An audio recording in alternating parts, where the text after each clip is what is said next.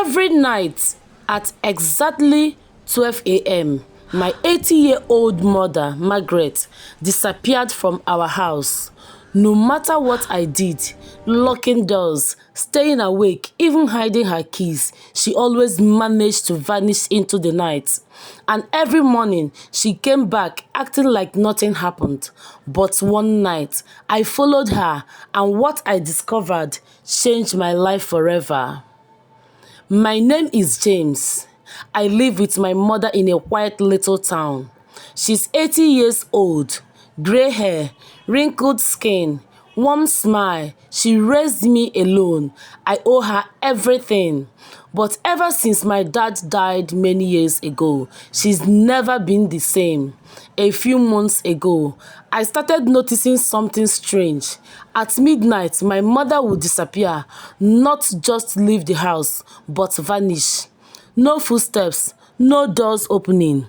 One moment she was in bed, the next she was gone. The first time, I thought maybe she went to the bathroom, but she wasn't there. I checked the kitchen, empty. Living room, empty.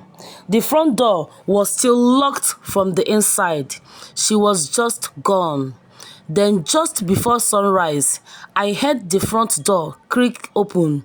I ran out of my room, and there she was walking in, barefoot, wearing a strange smile on her face.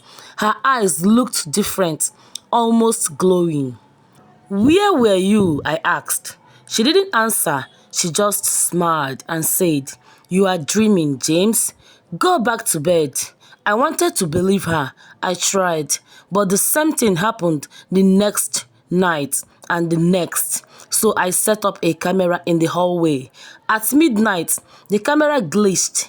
Static, black screen.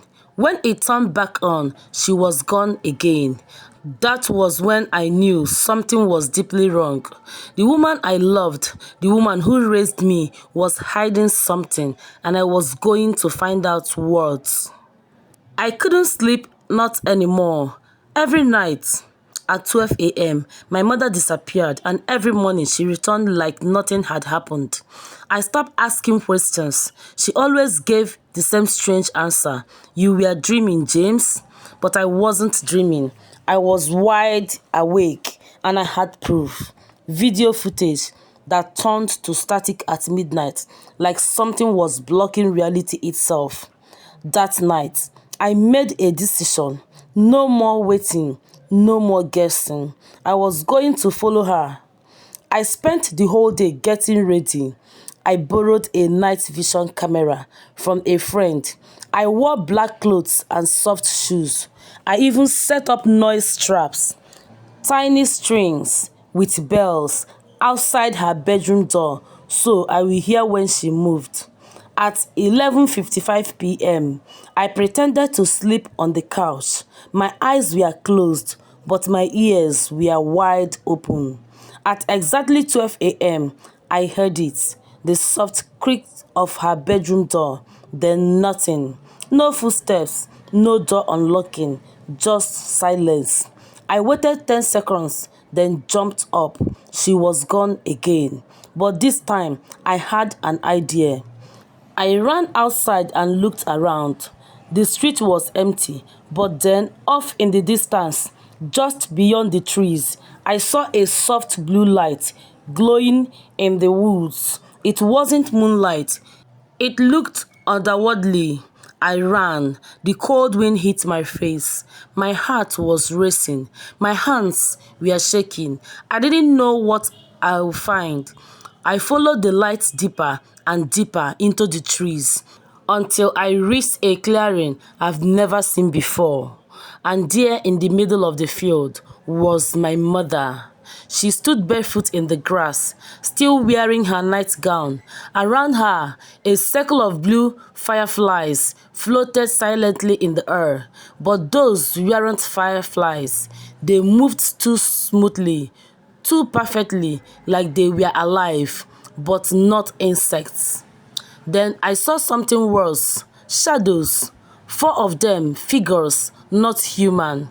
tall, thin, and glowing with the same blue light. Their bodies shimmered like they weren't fully in this world, and my mother was talking to them. She spoke in a language I had never heard before, soft, musical, and strange. Her voice sounded younger, lighter, almost happy. I crouched behind a tree, terrified. What was I looking at? Aliens, spirits, a dream. Was this magic? Then suddenly, one of the glowing figures turned its head right towards me. The light around the figures paused.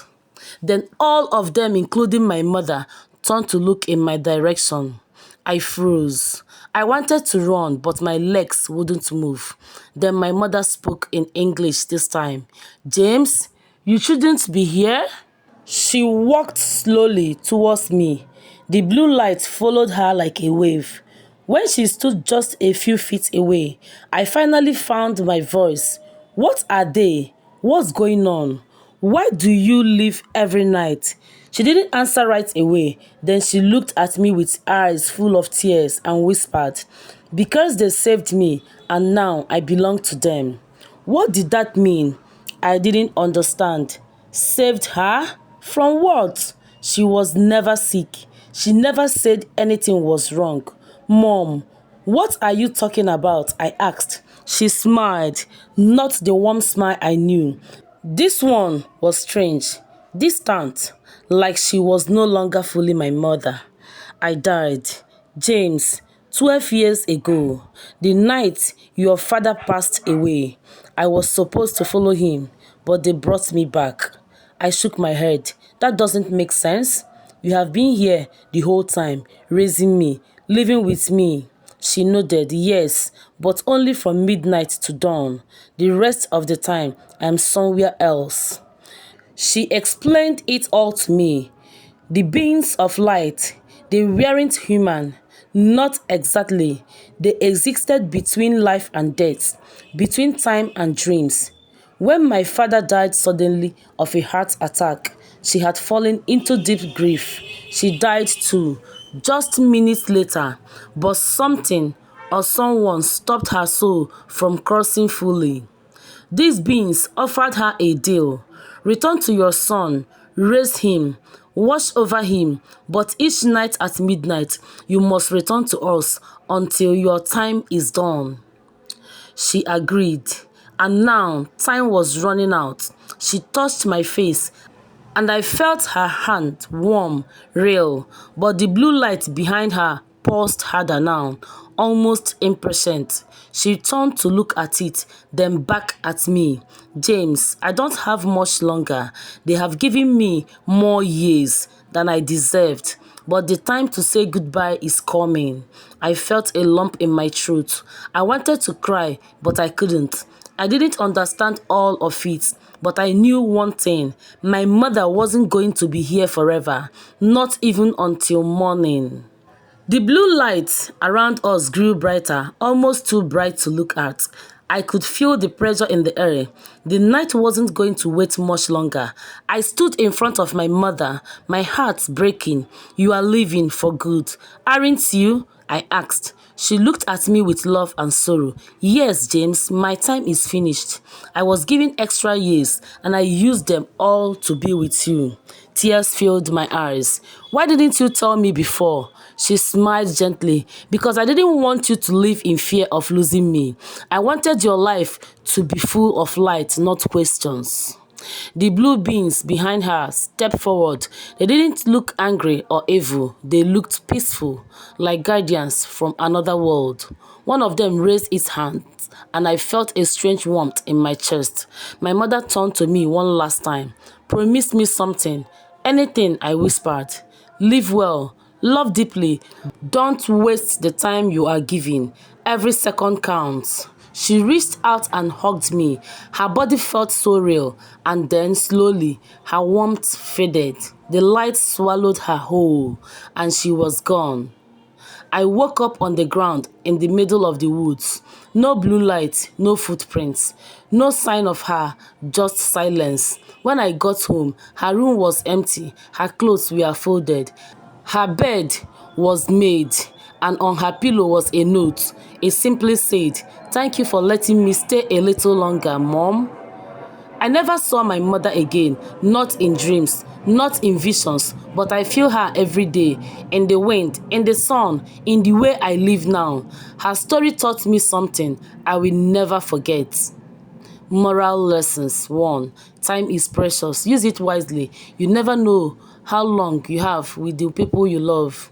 2. Sometimes love comes with sacrifice. My mother gave up peace just to raise me. That's love in its truest form. 3. Not everything can be explained, but that doesn't mean it isn't real. 4. Appreciate the quiet moments. They are often the most magical. Hey everyone, thank you so much for watching and listening to this story. This wasn't just fiction, it was a message from the heart.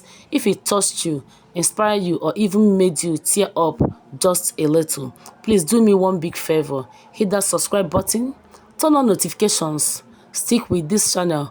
More deep, powerful, and mysterious stories are on the way. Your support means the world to me.